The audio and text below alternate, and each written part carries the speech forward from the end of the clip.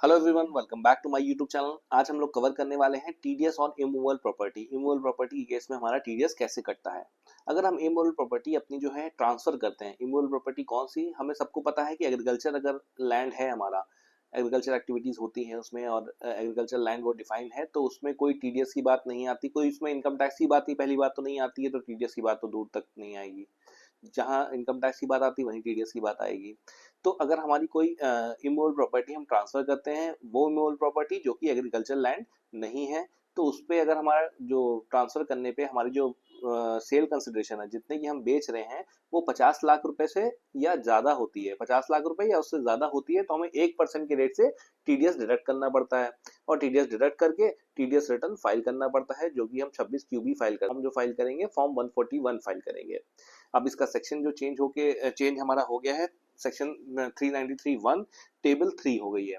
अब हम देखते हैं कि अगर जो कोई जॉइंट डेवलपमेंट एग्रीमेंट में हमारी प्रॉपर्टी ट्रांसफर होती है, जॉइंट डेवलपमेंट एग्रीमेंट होता क्या है सर, या तो हम सीधे अपनी प्रॉपर्टी कोई बेच दें, यहाँ अगर हम बेचते नहीं है, किसी हम रियल एस्टेट डेवलपर से जो है हमसे कॉन्ट्रैक्ट कर लेते हैं कि भाई आप प्रॉपर्टी को डेवलप करो, मेरे पास लैंड है, आप मेरी प्रॉपर्टी डेवलप करो और डेवलप करके उसमें से मुझे आप कुछ पोर्शन डेवलप हुआ लैंड, या तो लैंड के तौर पे या अगर फ्लैट बना रहे हो, बिल्डिंग बना रहे हो आप, तो मुझे वो कुछ पोर्शन उसका दे दो, मेरे प्रॉफिट का शेयर, और जो भी इन्वेस्टमेंट होगा वो आप अपना लगाइएगा। अगर आप ऐसा कुछ एग्रीमेंट करते हैं तो उसको बोलते हैं जॉइंट डेवलपमेंट एग्रीमेंट।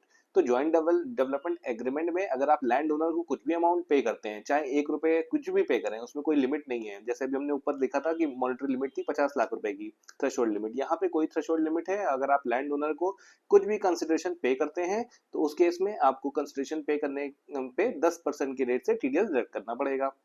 इसका सेक्शन जो है 393 सबसेक्शन 1 टेबल 1 सीरियल नंबर 3 हो गई है। और इसमें भी हमें जो फॉर्म हम 26 क्यू पहले फाइल करते थे टीडीएस डिडक्ट करके टीडीएस रिटर्न का, अब हमें फॉर्म 140 फाइल करना पड़ेगा।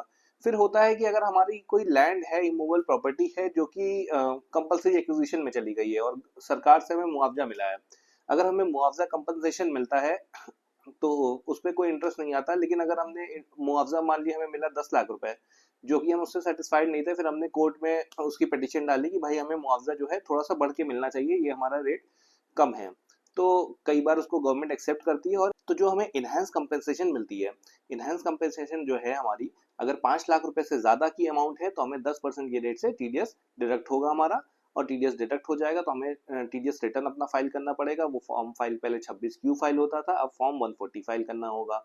अब इसका नया टीडीएस का जो सेक्शन है 393 टेबल 1 और सीरियल नंबर 3। तो ऐसी और इंटरेस्टिंग अपडेट के लिए मेरे चैनल को लाइक करिए, शेयर करिए एंड सब्सक्राइब करिए। Thank you so much.